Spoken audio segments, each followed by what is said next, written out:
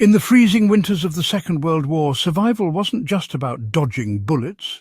It was about staying alive when the cold itself could kill you. While soldiers relied on standard-issue gear and makeshift stoves, there were civilian and field-tested heating methods so effective they were barely recorded, slipping quietly out of common memory.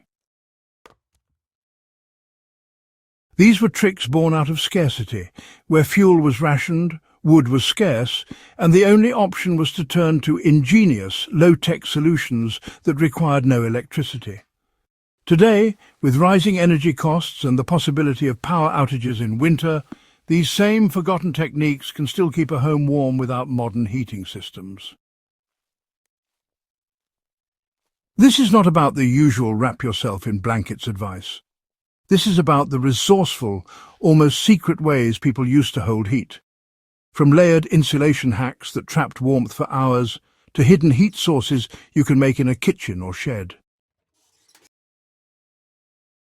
Used properly, these methods are as functional today as they were 80 years ago, whether you're preparing for emergencies, living off-grid, or simply wanting to use less power during those cold months. One of the simplest, yet most overlooked World War II heating tricks involved transforming terracotta into a heat battery. Civilians in occupied Europe would place a small metal dish or candle inside an inverted clay flower pot, propping it up on bricks or cans to create a little chamber. The pot would absorb the heat, then radiate it slowly for hours, all without a fireplace. The trick was to stack two pots, one inside the other, with a metal washer or lid between them to trap more heat.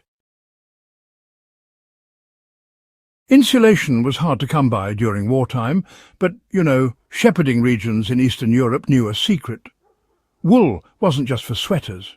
Scraps of raw wool, often too coarse for clothing, were stuffed between wallboards or even under rugs.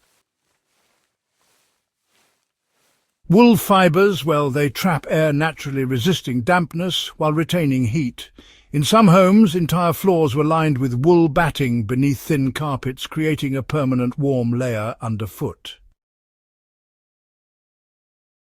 In areas without enough wood for a full fire, people turned to sand, an abundant and honestly, surprisingly effective heat store.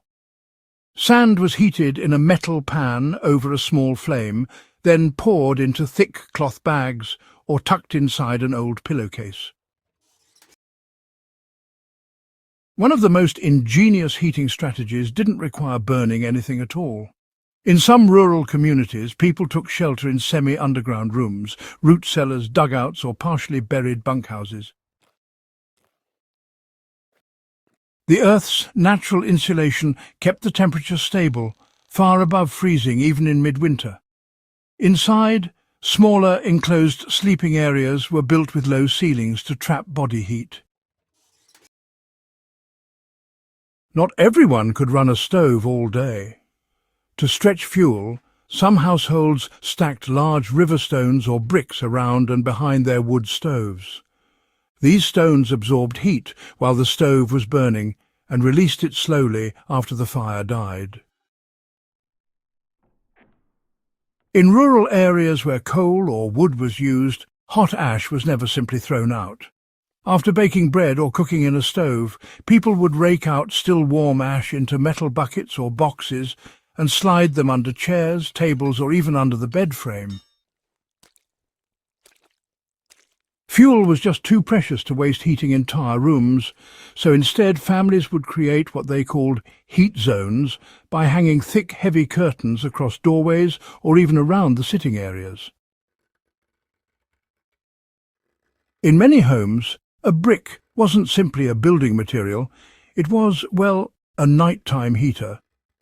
Folks would place bricks in or near the cooking stove during the day, then wrap them up in layers of old cloth and pop them into the bed about an hour before sleeping.